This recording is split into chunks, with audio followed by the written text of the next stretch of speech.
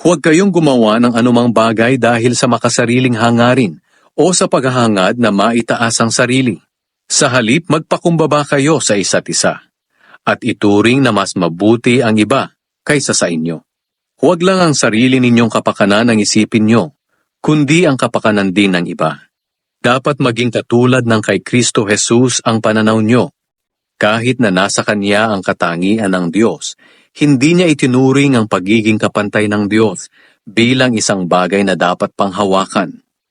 Sa halip, ibinaba niya ng lubusan ang sarili niya sa pamamagitan ng pag-aanyong alipin. Naging tao siyang tulad natin, at sa pagiging tao niya, nagpakumbaba siya at naging masunurin sa Diyos hanggang sa kamatayan, maging sa kamatayan sa krus.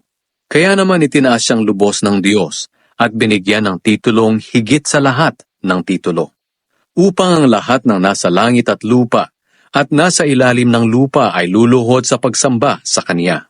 At kikilalanin ng lahat na si Hesukristo ang Panginoon sa ikapupuri ng Diyos Ama.